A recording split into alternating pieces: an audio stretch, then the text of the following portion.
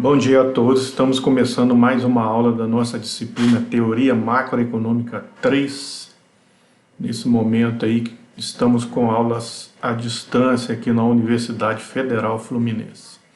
Ok? Do nosso curso aqui de Campos, dos Goitacazes. Bom, turma, hoje a aula é sobre o trade-off inflação e produto no modelo novo keynesiano. Então, conforme prometido, vamos dizer assim, nesse nosso módulo 2, agora do nosso curso, então de passar daquele primeiro momento em que a gente utilizou o Blanchard para dar a vocês o suporte necessário, então as ferramentas das equações aí, e determinações macroeconômicas, principalmente as equações, né, isso que envolve a oferta e demanda agregada, a oferta e demanda de trabalho e a curva de Phillips, lá pela abordagem do Blanchard, para que vocês tenham esses fundamentos e esse ferramental aí, de equações, para que a gente possa agora, nesse momento, nesse segundo momento do nosso curso, entender aí a interpretação da teoria da linha, né, da teoria mais ortodoxa, com relação ao impacto aí das políticas econômicas, né? Então, principalmente a política monetária e a política fiscal, tá? Então, essa interpretação mais a partir das equações e dos gráficos a gente passa a ver a partir de agora.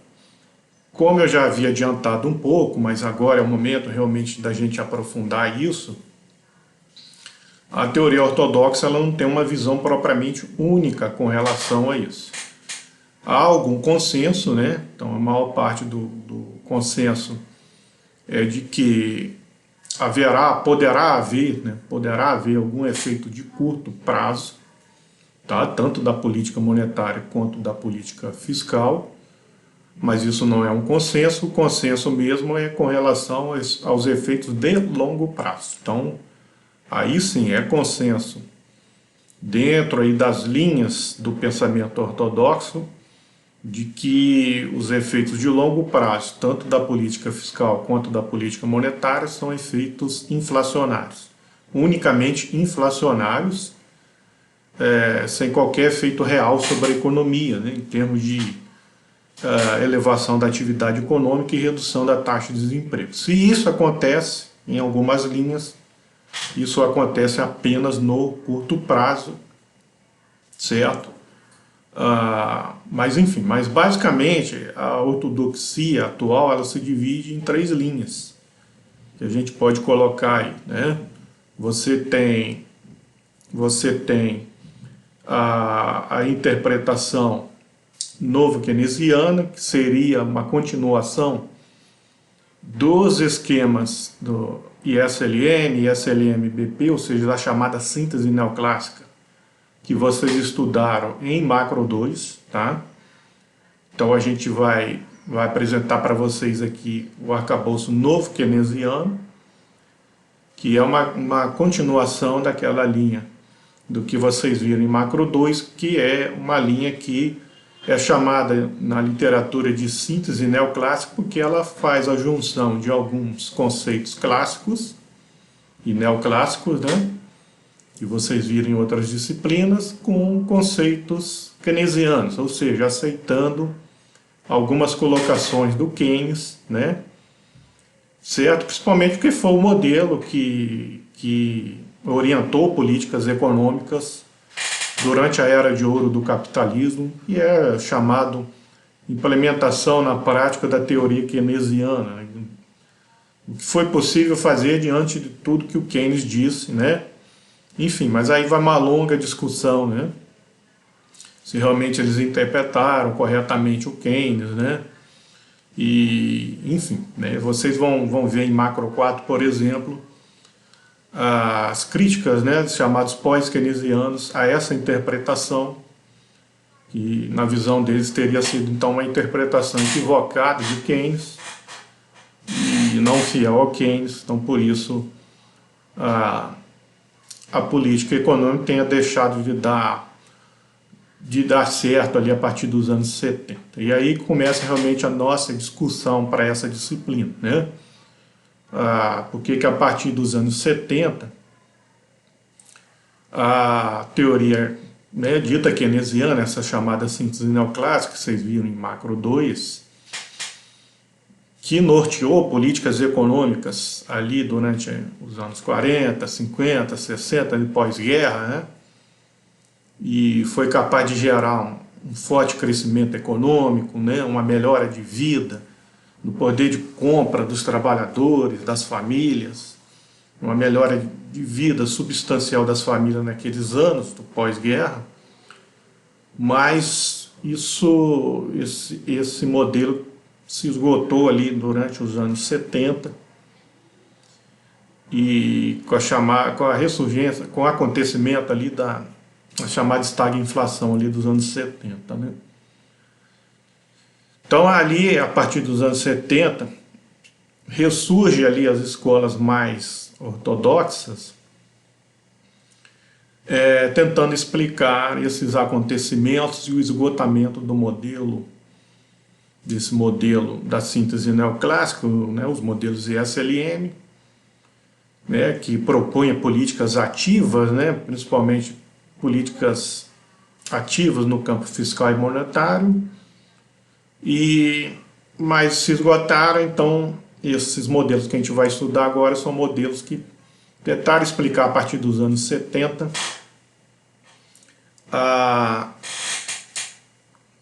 o que estava acontecendo, né? E reelaborar, reconstruir, refazer modelos aí que pudessem dar conta da inflação, principalmente, e da recessão, né? Então, foi um momento bem específico, né, no período que você tinha, por isso se chama estagflação, que não é normal, né?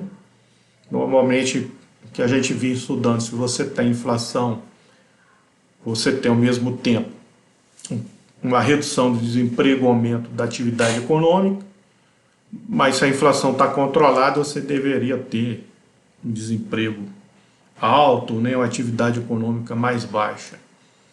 O que acontece nos anos 70 é uma quebra dessa relação.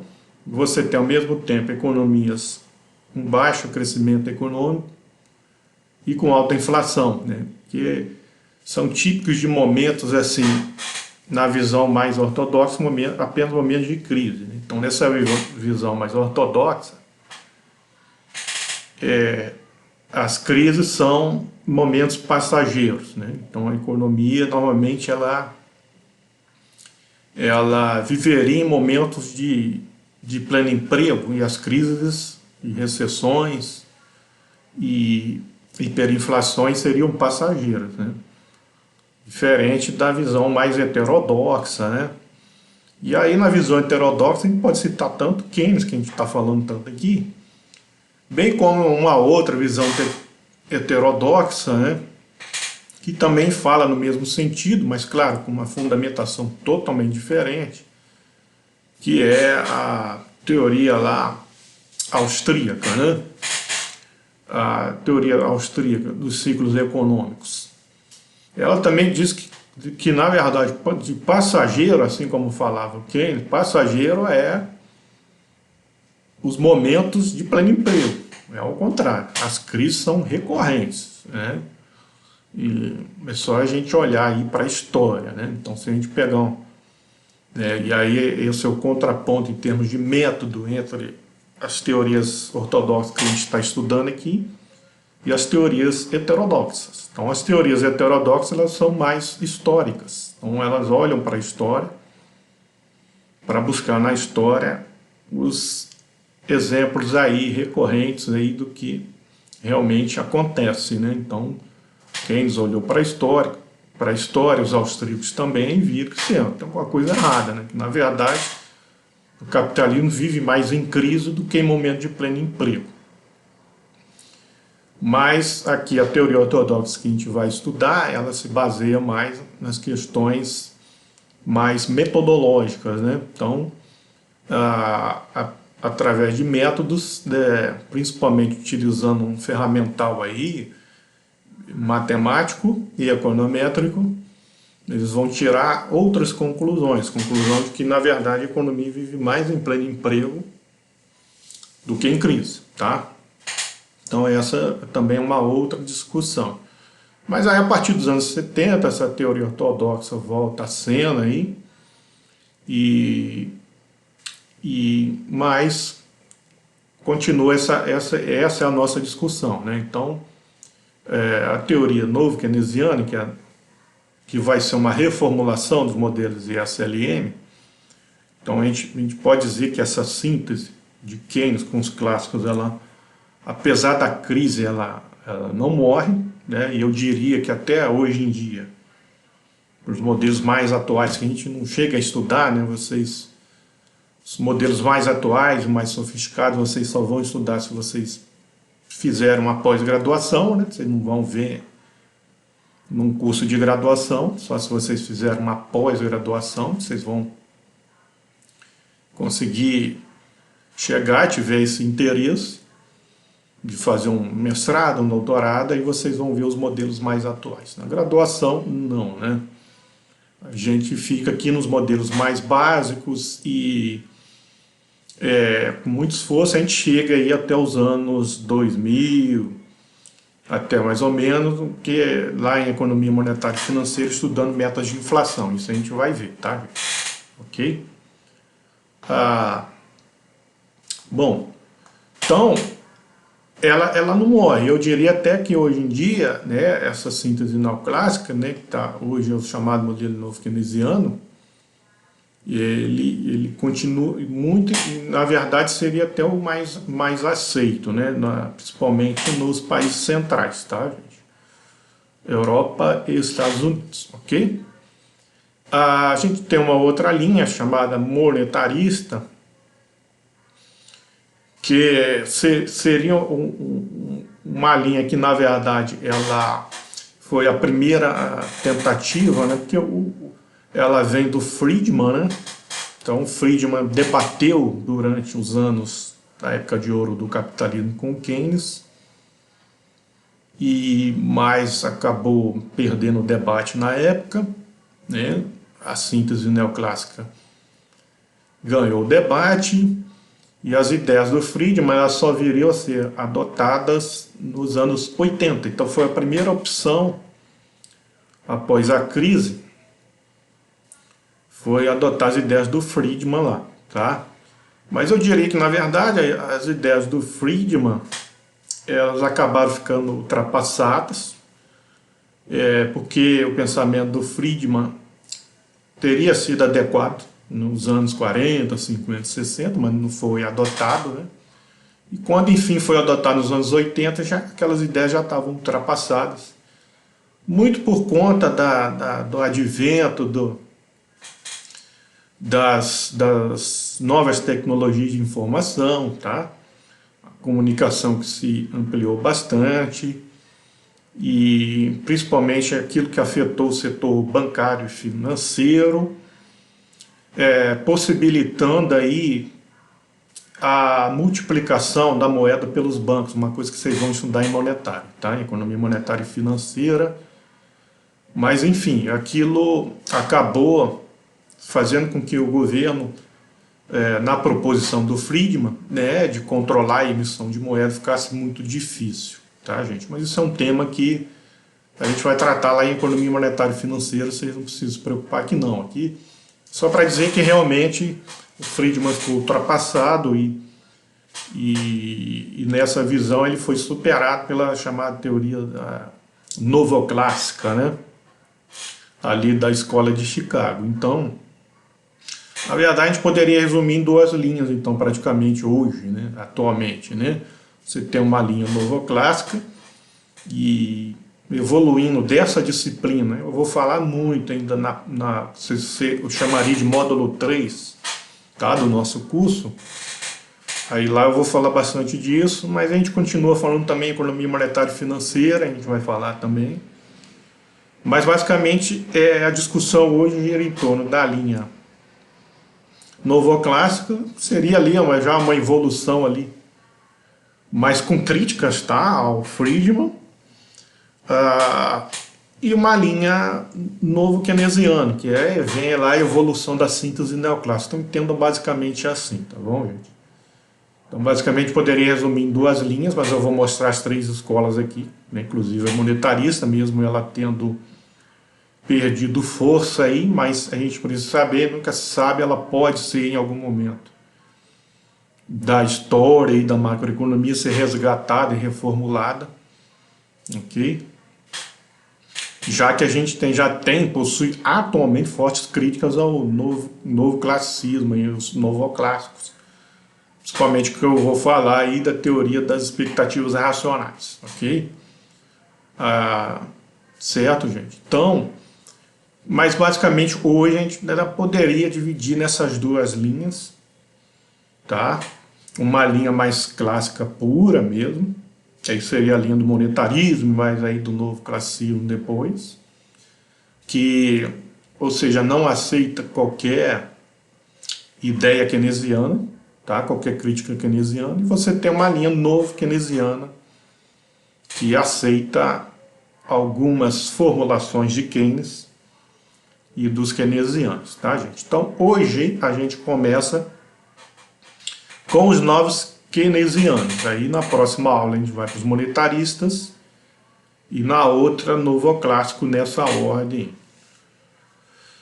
Então hoje a gente começa aí com os novos keynesianos, a gente vai utilizar o capítulo 10, tanto do Freud quanto do Menkio, tá? Certo? O Menkio é um notório novo keynesiano, tá, gente?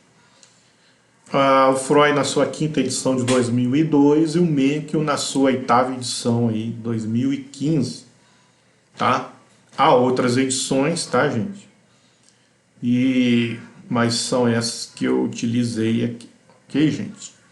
Então esses dois capítulos, eles se complementam, tá? Então, na verdade, só para falar um pouquinho dos capítulos, o capítulo 10 aí do Freud,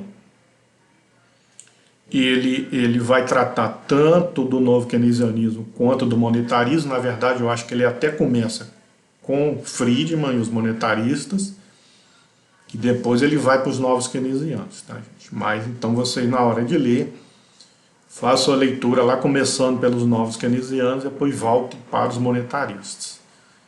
O Menkio é basicamente um capítulo do novo keynesiano, tá? Ele não fez essa distinção, porque na verdade é assim. Então, cabe aqui uma explicação aqui também, né? Normalmente, né, os macroeconomistas, eles têm uma visão e escrevem o seu livro em cima de uma determinada visão. Então, por exemplo, vocês pegaram o manual do Menkio, ele é novo keynesiano, ele escreveu o seu manual em cima dessa visão e não ficou lá preocupado em explicar Friedman, os monetaristas, os novoclássicos. Não. Ele pega a visão mais aí da síntese neoclássica e escreve o manual dele, tá? O Freud é que faz uma coisa diferente, ele faz um passeio aí, tá? Entre as escolas, tá? Então, ele escreve o seu manual com o compromisso de mostrar todas elas, tá? Então, por isso é o nosso manual básico aí, né? Que é também a proposta dessa disciplina, mostrar aí as três vertentes aí que atualmente realmente aí praticamente se reduzem em duas, ok? Bom, aqui no início eu peguei aqui a formulação do Menkio, tá, gente? Isso aqui está no Menkio, é uma derivação também daquelas equações que a gente já viu no Blanchard, tá, gente? Cabe aqui dizer também o Blanchard. Ele também é um novo keynesiano, tá? Por isso que eu falo com vocês, o novo keynesianismo, a meu ver, é realmente, vamos dizer assim, nos países centrais, Europa, Estados Unidos, é o que realmente domina ali o debate, pelo menos teórico, tá, gente? Nas academias, tá? E principalmente você vê os principais manuais, os manuais mais lidos e editados no mundo e que chegam ao Brasil, a maior parte deles é novo keynesiano, tá? Então aqui está uma formulação do Mencken, que está um pouco mais simples, mais direta do que o Blanchard. Então quem achou mais complicado lá acompanhar aquelas derivações pelo Blanchard, a gente tem a opção aqui dessa opção aqui mais sintética aqui do Mencken, tá, gente? Aí lá no Blanchard ele vai fazer todas aquelas derivações, vocês viram, né? 4 capítulos, né, que a gente leu. O Mencken faz em um capítulo, né? Parte aí de um capítulo que ele escreveu. Então tá mais simples, mais direto, para quem achou um pouco mais complicado lá acompanhar pelo Blanchard, tá? Então fica essa opção aqui no início. Então por isso eu não vou nem detalhar muito, vou deixar só o slide lá disponível para vocês, tá?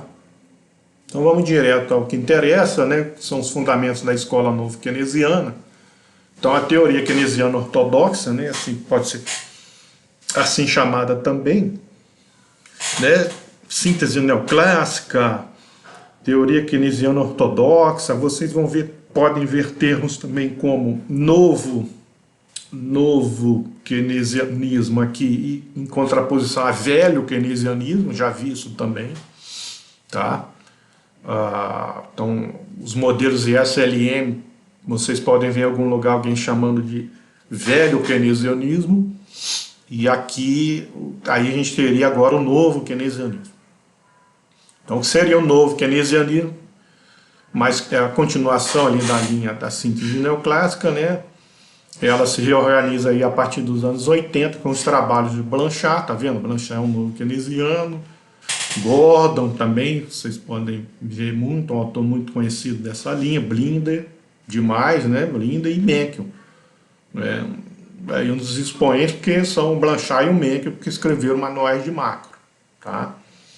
Mas Gordon e Blinder têm muitos artigos, né, sobre essa linha mais novo keynesiana. Então a pergunta principal, não só deles, tá, mas das demais linhas que a gente vai ver, o monetarismo e depois nos novoclássicos, a pergunta é essa. Então por que, novoclássico mesmo, tá? Aí depois eu vou justificar. Mas principalmente monetaristas a partir dessa época e novos keynesianos vão discutir por que a curva de oferta não era vertical. Então lembrem lá, vocês viram no modelo clássico original que a curva de oferta agregada ela era vertical. Isso significava que o produto de oferta estava sempre em pleno emprego. Não havia motivos para ele não estar em pleno emprego, segundo a teoria clássica original. Então, mas eles constatam empiricamente, né, que a curva de oferta não é vertical. E aí passam a tentar explicar isso. Então, por que essa curva não é vertical? Implicando a existência aí de um trade-off de curto prazo, tá, gente? De curto prazo entre inflação e desemprego. Então, como eu disse, eles vão dizer, esse trade-off de curto prazo entre inflação e desemprego, ou seja, sempre que o desemprego aumenta, a inflação cai e vice-versa, para você controlar a inflação teria que elevar o desemprego, mas isso só acontece no curto prazo, ok? No curto prazo, certo? Então, na visão novo-keynesiana, isso teria aí basicamente 2 fundamentos, né? O primeiro deles é a existência de rigidez, não total, mas alguma rigidez, né? Tanto ali no mercado de bens e serviços, quanto no mercado de trabalho. Tá? Então, rigidez na marcação e definição de preço pelas empresas, e rigidez no contrato de trabalho, tá? Então, se há a existência do trade-off de curto prazo entre inflação e desemprego, na visão novo-keynesiana, eles vão buscar fundamentos da microeconomia, assim como eles já faziam antes, né? Então, desde a síntese neoclássica, essa abordagem novo-keynesiana, ela busca na microeconomia os fundamentos para as explicações macroeconômicas. Então, aqui eles vão buscar na microeconomia os fundamentos para explicar a rigidez de preço e de salários no curto prazo, né, nas economias, ok?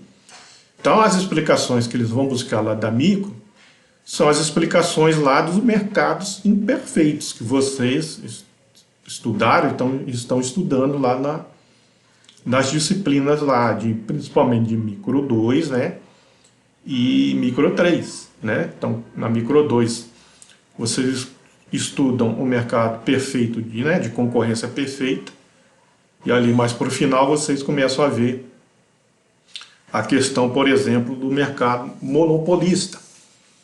E aí na micro 3 vocês vão aprofundar isso com os mercados, na verdade, chamados oligopólios. Então aí na micro 3, aí vocês passam a entender que, na verdade, tanto a concorrência perfeita quanto o monopólio, eles são visões extremas, né? Visões extremas que para alguns autores não são reais, né? Então, são visões extremas que, na verdade, às vezes nem acontece na prática. O que acontece, na verdade, é uma visão intermediária, que são os oligopólios, né? Então, os diversos modelos lá de oligopólios vocês vão ver em micro 3, tá bom, gente? Então, eles buscam lá essa explicação, que nesses mercados imperfeitos de oligopolistas, né,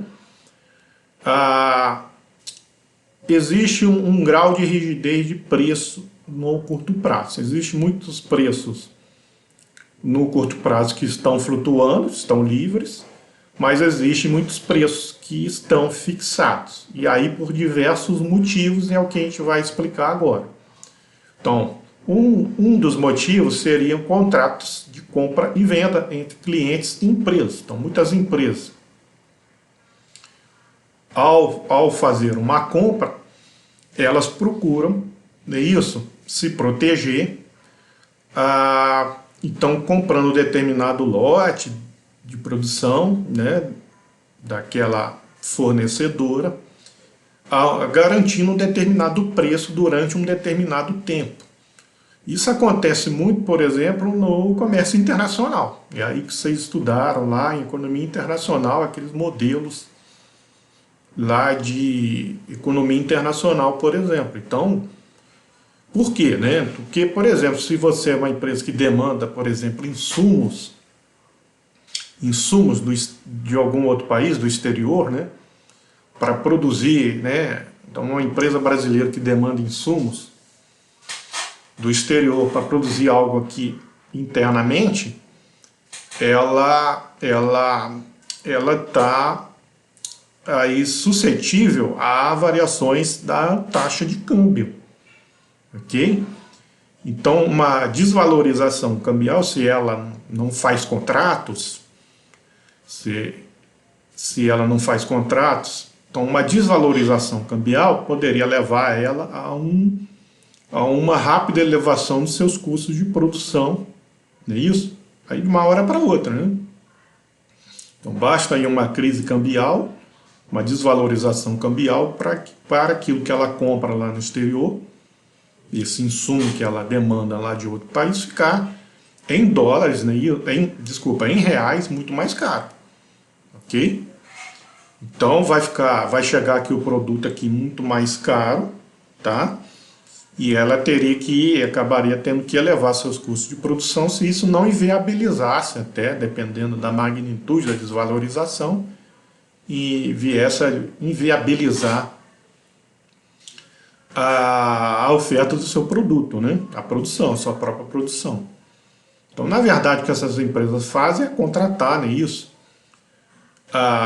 um determinado lote por um determinado tempo, a um determinado preço, ou mesmo contratar aí uma determinada taxa de câmbio, não é isso? Se protegendo contra as oscilações cambiais. Então esse é só um exemplo do que pode acontecer aí, realmente levar à rigidez de preço. Então as empresas, elas procuram se proteger e a flexibilidade de preço, na verdade, pode levar essas empresas à ruína, né? Enfim. Então há também tipos de contratos implícitos, né? Não, esses seriam contratos explícitos, tá? Seriam realmente contratos assinados entre clientes e empresas, né? Agora há outros tipos de contratos implícitos, né?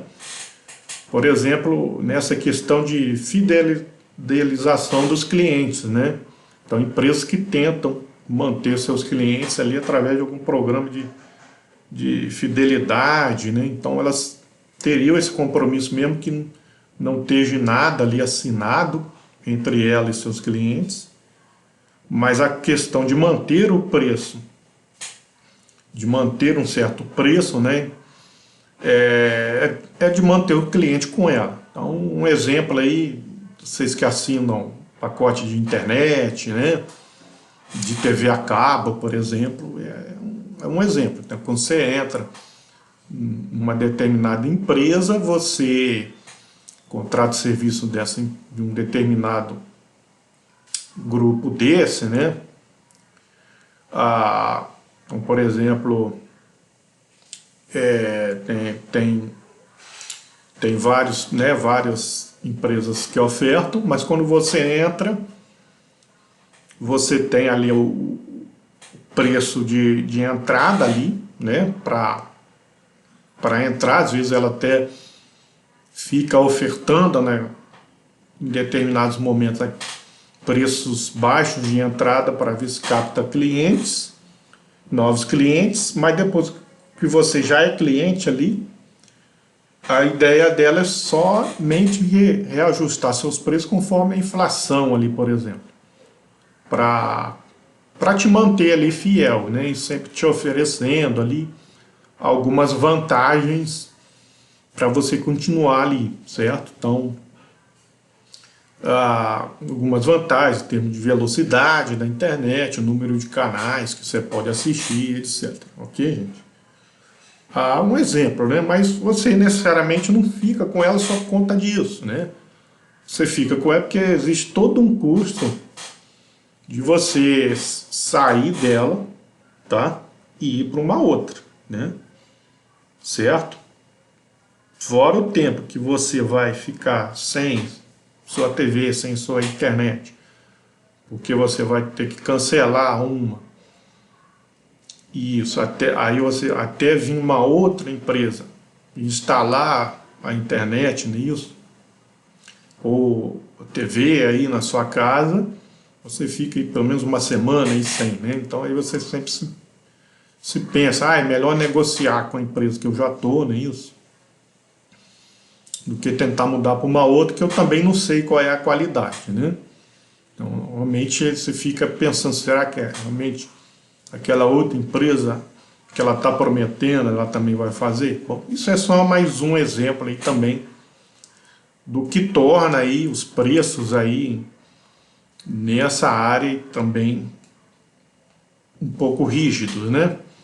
Um outro exemplo é o chamado custo menu. Custo menu e menu realmente no sentido de cardápio lá do restaurante, essa inspiração, tá? Esse custo menu, a inspiração vem aí de cardápios de restaurante, porque haveria ali algum custo para que você ficasse alterando ali os seus preços, certo? A todo momento. Então, um exemplo que eu dou aqui é encartes de loja, de supermercados, por exemplo, né? Então, se você pegar as lojas de varejo, supermercados, né, de varejo, no varejo eles procuram emitir um encarte mensal, e ali bota lá embaixo, lá em letras miúdas, né, que aquele encarte tem uma determinada validade até o fim do mês, né? E por quê? Porque teve um custo para ela imprimir aqueles encartes têm, né, uma finalidade aí de marketing, né, de atrair os clientes, e tem um custo, né? Existe um custo dela imprimir aqueles encartes e e ela tem que ter um compromisso com os preços que ela colocou ali, porque se ela precisar alterar o preço no meio do mês, durante o mês, ela vai ter que recolher todos aqueles encartes e imprimir novos encartes, então teria um alto custo aí, né?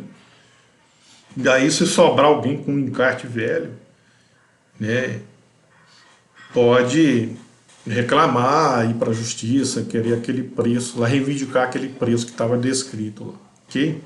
Por isso eles já põem ali a validade do encarte e já deixam por um mês, tá?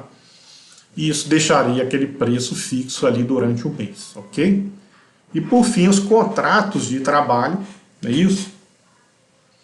Fixando o salário por um determinado tempo dos seus trabalhadores, né? Normalmente no Brasil são anuais, né? Na maior parte aí, essas chamadas convenções coletivas, né?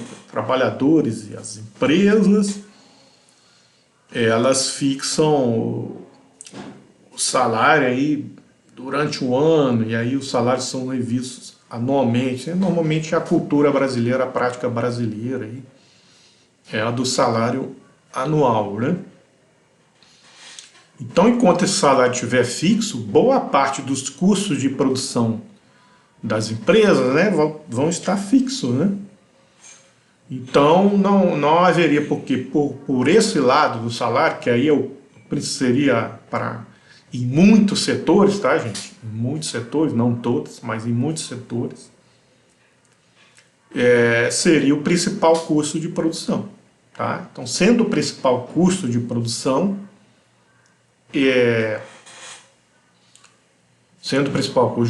não haveria porque a empresa a todo momento está mexendo nos seus preços, tá?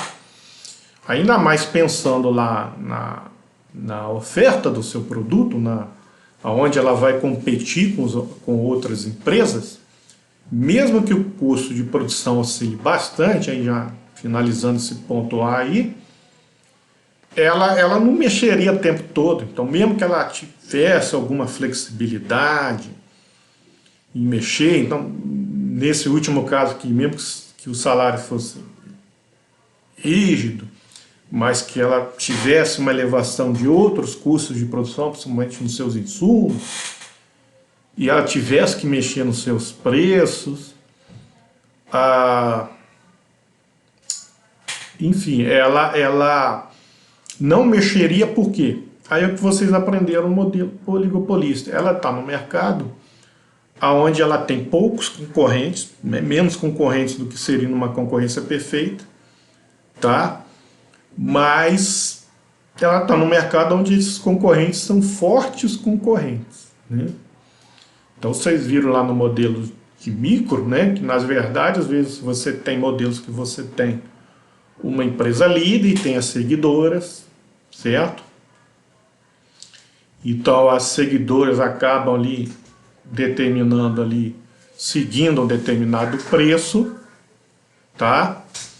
E mesmo se você é a líder, você procura não explorar muito essa modificação de preço para não deixar de ser a líder, né? Ok?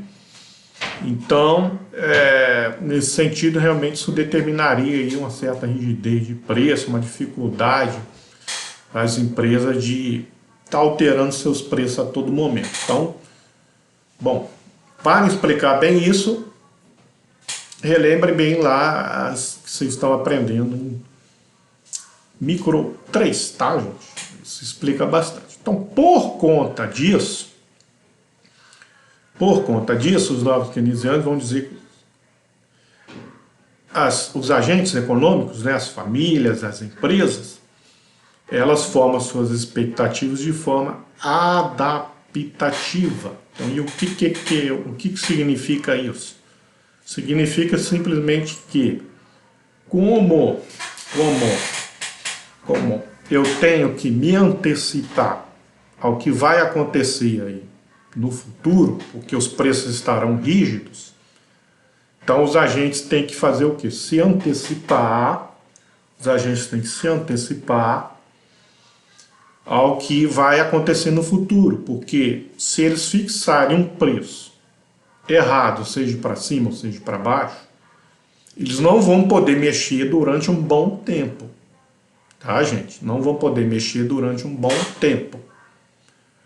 Então, eles têm que pensar muito bem no preço que eles vão fixar, porque se eles fixam um preço muito baixo, durante um bom tempo eles vão ter um lucro baixo ou até mesmo um prejuízo. Se eles fixam um lucro alto, ou um preço alto, desculpa, um preço alto, certo? Eles vão poder, de repente, perder mercado aí, tá, gente? Para os seus concorrentes que possam ter um preço um pouco mais baixo, ok? Então, por conta disso, os agentes vão ter que fazer alguma expectativa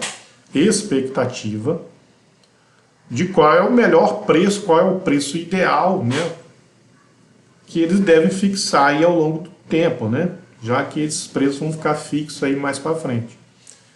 Então aqui nesta teoria, eles vão fixar os preços de forma adaptativa. E o que significa isso?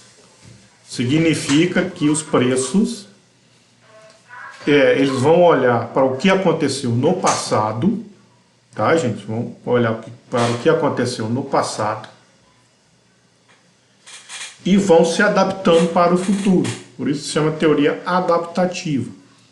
Então eles vão vendo o que aconteceu no passado, vão tomando como exemplo o passado para ir adaptando o futuro a uma condição melhor, tá, gente? Então basicamente isso, são agentes que olham para os acontecimentos passados, projetando a partir daí qual é o melhor preço para o futuro. Ok, gente? Bom, feita essa explicação inicial aí dos fundamentos da teoria novo-keynesiana, então vamos lá para as equações que serão utilizadas aí, que são utilizadas no modelo novo-keynesiano.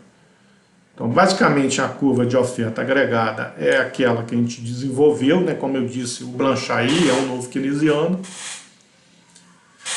Então, as equações que o Blanchard formulou, eles vão estar aqui mais adequados a esse modelo novo keynesiano que a gente utiliza aqui de início. Para os modelos monetaristas seguintes e novoclássicos, a gente vai ter que fazer alguns ajustes nessas equações, tá, gente? Para poder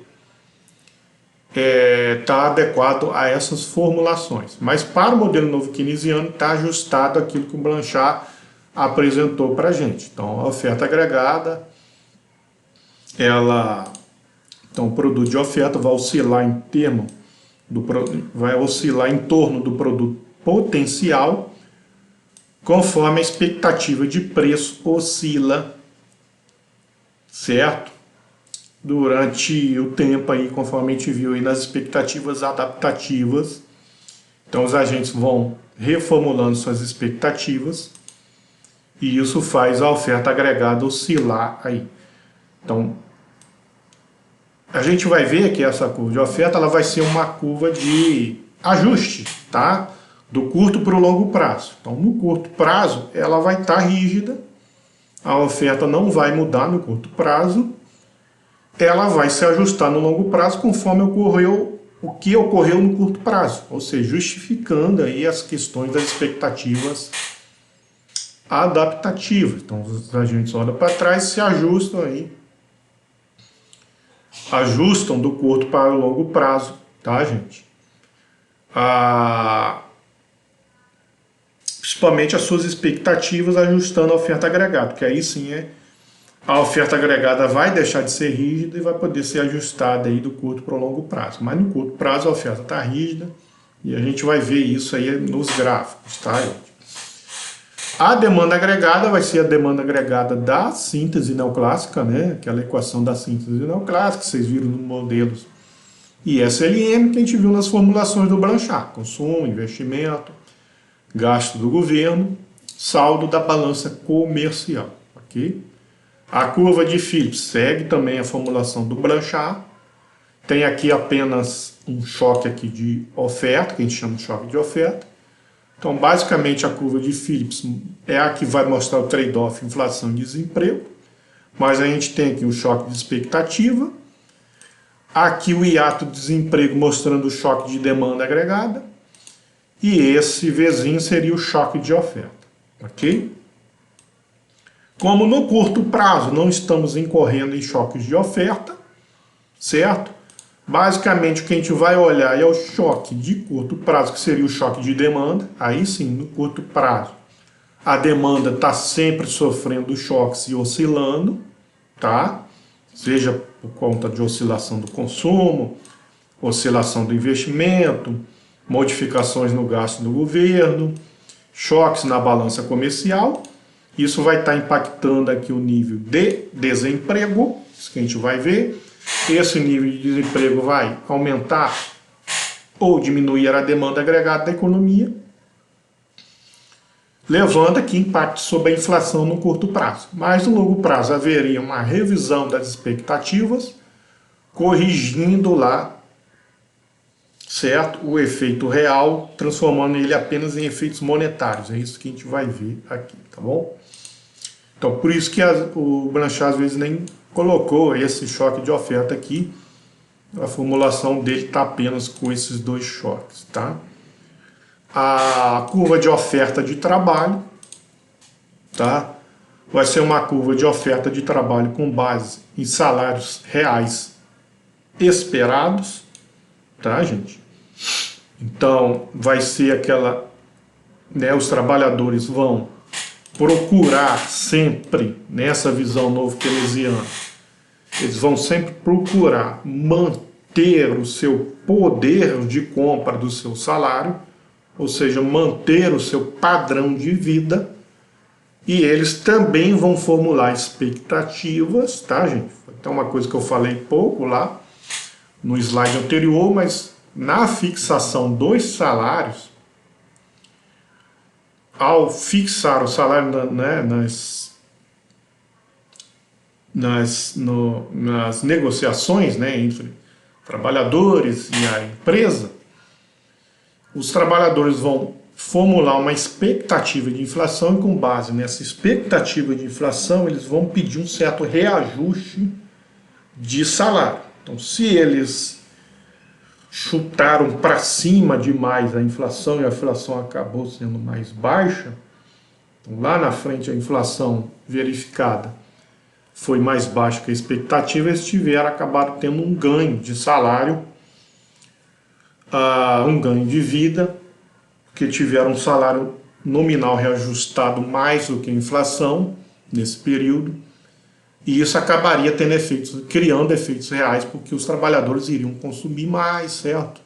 Demandando mais.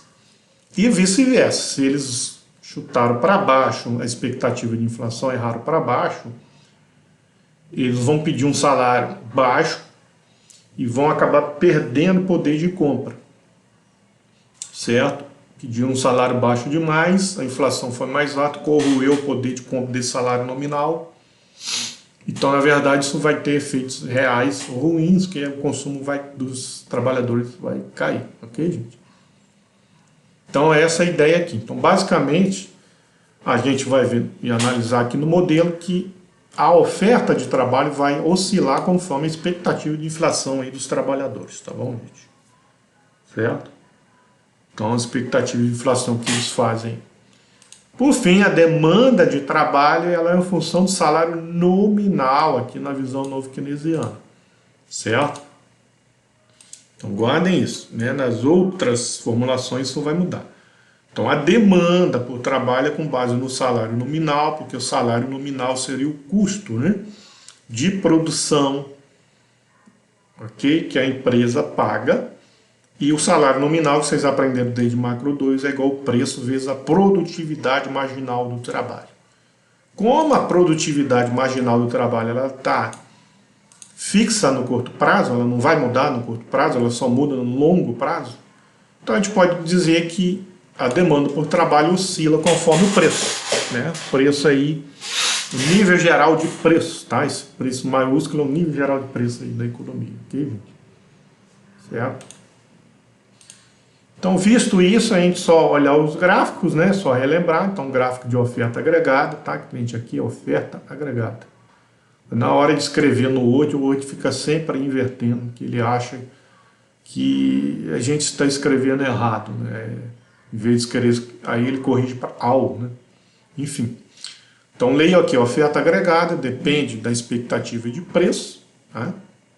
Então, resumindo, ela depende da expectativa de preço. Então, ela é positivamente inclinada, porque se os preços aumentam, a gente já viu isso no Blanchard, as firmas desejariam ofertar mais. Já a demanda agregada ela é negativamente inclinada, porque se os preços aumentam, as pessoas vão demandar menos produtos.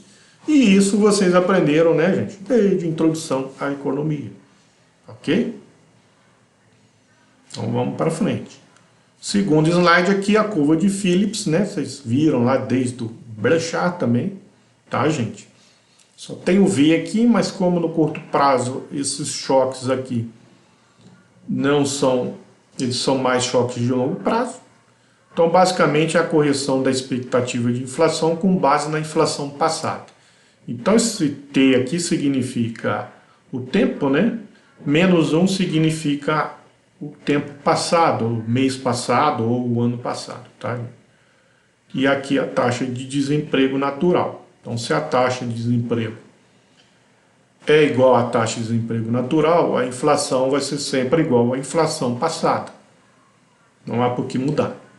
Caso o desemprego aqui mude, por exemplo, se o desemprego diminuir, a gente rebate aqui em cima, a inflação aumenta. E vice-versa, se o desemprego aumenta, a gente rebate na curva de Phillips, a inflação deverá diminuir. Ok, gente? E aí, só relembrando, né, que a curva de Phillips, ela se movimenta depois com ajuste na expectativa de inflação, e a gente vai ver isso na dinâmica aí do modelo. Por fim, aqui o mercado de trabalho. Então, a curva de oferta de trabalho, ela é positivamente inclinada, porque, claro, se aumenta o salário, os trabalhadores vão ofertar mais trabalho. Se diminui o salário nominal, os trabalhadores vão ofertar menos trabalho. E a demanda, ao contrário, né? Se aumenta o salário, aumenta o salário nominal, aumenta o custo da empresa, diminuindo a demanda por trabalho. Se diminui o salário nominal, diminui o custo da empresa, ela vai demandar mais trabalho. Ok? Isso também vocês viram lá em Macro 2, no modelo, é isso? Clássico.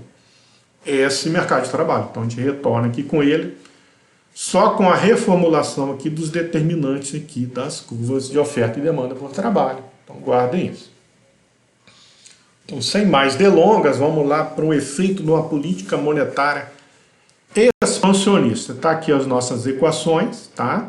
Deixei aqui para vocês poderem visualizar o que eu vou falando. E tá aqui uma explicação aqui. Então vamos lá. Então, uma política monetária expansionista, o governo aumenta a oferta de moeda, certo? Isso lá no modelo ISLM, vocês vão lembrar que isso vai levar a uma queda. Então lembra lá daquele no mercado monetário que acontece, né? Você tinha uma demanda por moeda negativamente inclinada ali no eixo moeda-juros, tá, gente?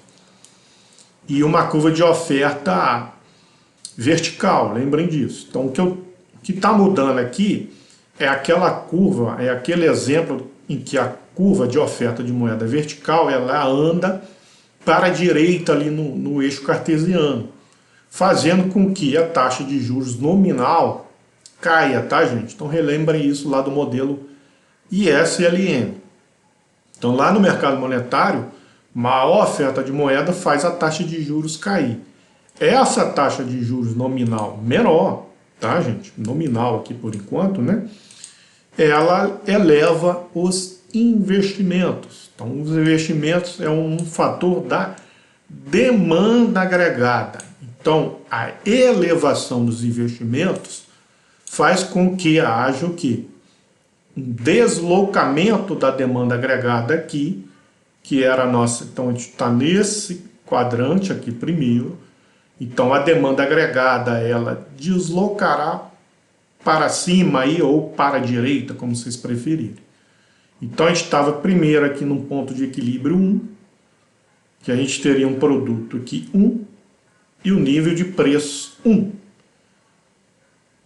Há uma elevação da oferta de moeda, queda na taxa de juros, os investimentos se elevam, a demanda se desloca para cima ou para a direita. A gente vem desse ponto 1 para esse ponto 2 aqui.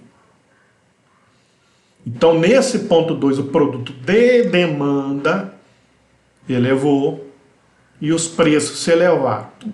Professor, qual é a diferença? Por que você enfatizou tanto em produto de demanda e existe produto de oferta? Tá, gente? Isso é importante entender, porque a demanda, ela é um desejo, tá? É um desejo maior ou menor das pessoas. Nesse caso aqui, esse produto de demanda 2 é um desejo maior das pessoas, das famílias, em comprar mais bens e serviços. Tá? Um desejo não significa necessariamente que elas vão conseguir. Então, na verdade, aqui, o que aconteceu? Aqui seria, na verdade, até um desejo. A gente poderia colocar aqui também aumento de consumo, tá, gente? Não só de investimento. Mas aqui eu coloquei investimento, então seria um desejo maior das firmas, das empresas, em investir mais. Só que para investir mais, elas vão demandar mais bens de capital, mais insumo, mais trabalho. É um desejo. Então ela ou ela mesma está com mais dinheiro, se sente com mais dinheiro porque os juros caiu. Então ela vai ter mais acesso a crédito, por exemplo. E ela também passa a achar que as pessoas estão com mais dinheiro, tá? Então ela passa a investir mais, mas isso é um desejo, né? É um desejo, tá bom, gente? Não necessariamente isso vai ser realizado. Então, quando isso acontece, essa demanda, é isso que a gente vai ver. Então, elevou aqui a demanda. Aí a gente vem aqui para o mercado de trabalho. Ok, gente? Então, aqui só para concluir, então, elevou esse desejo, um produto, mas não elevou necessariamente a oferta. A oferta está fixa no curto prazo. Então, aqui a gente está aqui na oferta 1 ainda. Então, a oferta ainda não se moveu. A oferta agregada da economia ainda não se moveu. Então, a gente está aqui nesse ponto 2. Aí a gente vem aqui para o mercado de trabalho para ver o que aconteceu aqui no mercado de trabalho. Ok? Então, lembra lá, no mercado de trabalho, as curvas de oferta e demanda. Houve modificação, já ajuste da expectativa de preço? Não. Não. Então, a curva de oferta de trabalho ainda não vai se mover. Houve modificação de preços? Houve. Houve, professor. A gente vê aqui de 1 para 2, preço 1 para preço 2. Então vai haver um deslocamento, essa elevação de preços vai levar a um deslocamento aqui da demanda agregada de 1. Então a gente estava aqui no ponto 1 inicial em equilíbrio, para 2. Então a gente vem para o ponto 2. Nesse ponto 2 a gente tem um aumento na demanda por trabalho, então vejo, e um aumento mas vai ter que ter um aumento aí dos salários nominais. Opa, professor, então vamos lá, primeira coisa. Como eu disse, um aumento do desejo. As empresas querem investir mais porque o juros está mais baixo, está mais barato fazer investimento, pegar um crédito para fazer um investimento, ok? Então isso leva as empresas ao quê? Entre outras coisas, demandar mais insumo, mais capital, mas também mais trabalho. Então a curva é que a demanda de trabalho é quem se move primeiro, no curto prazo. Só que, peraí, houve um aumento de salário nominal. Mas você não disse anteriormente que os salários são rígidos? Então, como eu disse anteriormente, nem todos os salários são rígidos. Uma parte dos salários está flutuando e uma parte está rígido. Então, qual é a explicação aqui? Se todos os salários fossem flexíveis, a gente viria de 1 para 3 direto. A gente não veio, a gente veio para 2. Então, se a gente não foi para 3 direto, é porque uma parte dos salários estão rígidos. E uma parte está flexível, a gente pôde ir de 1 para 2. Se todos os salários fossem rígidos, a gente não poderia sair de 1, ok? Não poderia haver esse efeito, ok? Mas, então, nesse modelo, então a gente vem para o ponto 2, o emprego aumentou, então também não confunda que o emprego aumentou, tá? Se o emprego aumentou, o que aconteceu com o desemprego? Com a taxa de desemprego. Se o emprego aumenta, a taxa de desemprego diminui. Então a gente vem agora para a curva de Phillips, aonde a gente estava inicialmente na taxa de desemprego 1, nesse ponto 1, com a inflação 1 e a expectativa de inflação ajustada a essa inflação 1. Quando o desemprego diminui, a inflação sobe para 2, ok? Certo? Devido ao trade-off. Ao elevar a taxa de inflação para 2, finalizamos aqui o nosso curto prazo nesse ponto 2. Ok? Agora vai vir um ajuste do curto para o longo prazo. Do curto para o longo prazo a gente vai fazer o caminho inverso agora. A gente vai vir da curva de Phillips para o mercado de trabalho e depois, por fim, aqui mercado de produtos. Ok?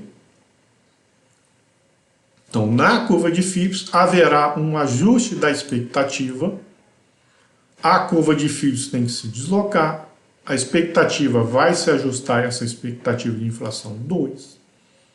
Tá, gente? Certo? Então, o que acontece aqui? A inflação 1, só para vocês entenderem aqui, eu não passar essa explicação. Essa inflação 1 era uma inflação de equilíbrio, de algum preço 1 em relação a algum preço 0 anterior. Quando a gente teve a inflação 2, ok? É esse nível de preço 2 menos esse nível de preço 1. Então, P2 menos P1 sobre P1 vai dar essa taxa de inflação 2 aqui. Ok? Professor, e aí como é que a gente chega no preço 3? Que eles ajustam a expectativa. Bom, eles vão ajustar a expectativa para frente e vão falar, poxa, a inflação agora é essa variação P2 menos P1. Então, essa variação P2 menos P1 vai ser igual à variação P3 menos P2, que eles vão jogar para frente. Então, eles vão pegar essa mesma variação P2 menos P1 e vão jogar para o futuro, que são adaptativos. Então, P3 menos P2, percentualmente, tem que ser igual a P2 menos P1. E isso tudo vai ser igual à inflação 2, tá, gente? Só para caber uma explicação aqui e não passar isso. Mas o que vai acontecer agora? Quando se ajusta a expectativa de inflação, é que a gente desloca a curva de Phillips, certo? Essa elevação da inflação, aí sim, os preços vão ceder, a gente vai para o preço 3, ao preço 3, aí a gente vai deslocar a curva de oferta, com essa revisão da expectativa, a gente desloca a curva, vai retrair a oferta,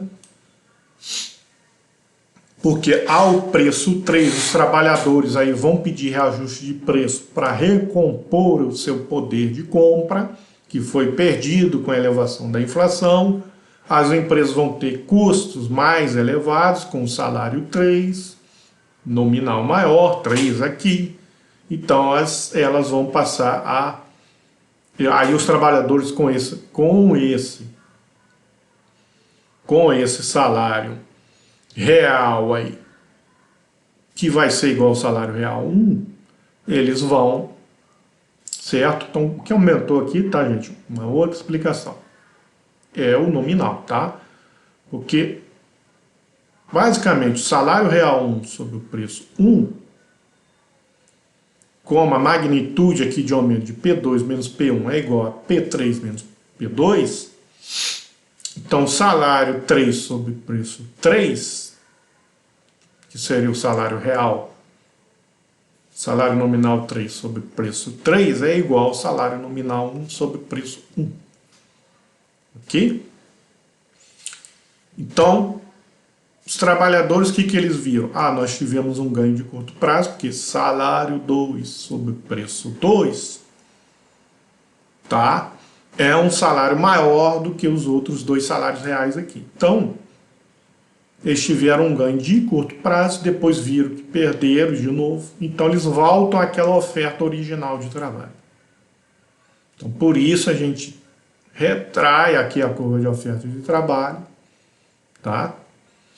E a gente volta para o nível de trabalho anterior. Então, com isso, o desemprego aqui vem aqui de novo para 1, ou seja, eu botei aqui 3, e a gente vem para esse ponto 3 aqui.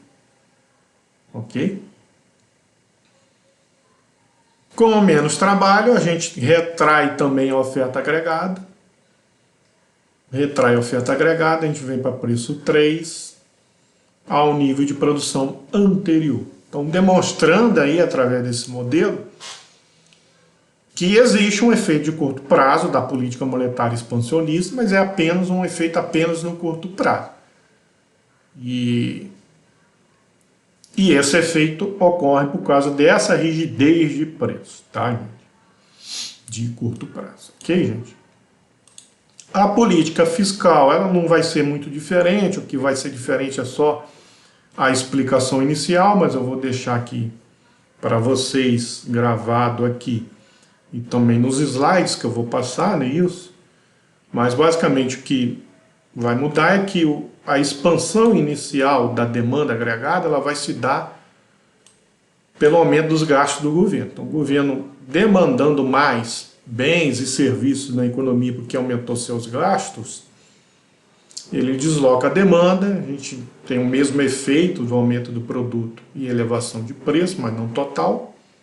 Não vai para 3 direto, né? Tem esse período de curto prazo em que a gente ainda tem alguns preços rígidos, então a gente vem só para preço 2.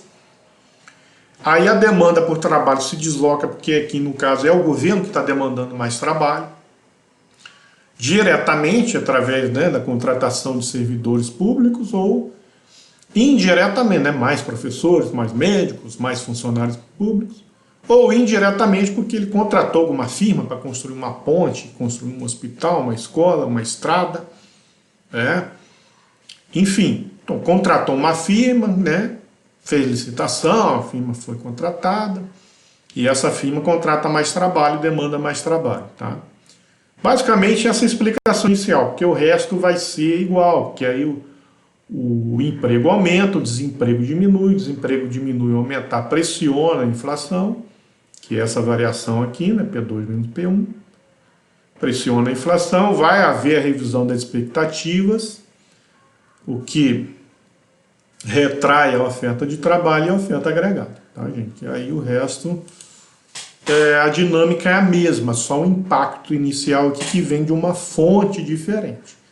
Enquanto aqui era uma fonte de que o governo, ao injetar moeda na economia, diminui a taxa de juros, e isso leva não só as empresas a investir mais, mas as pessoas também a consumir mais, né? Conforme a gente viu no Blanchard, o consumo também depende uma parte lá dos juros, que você pode tomar crédito para fazer consumo, né?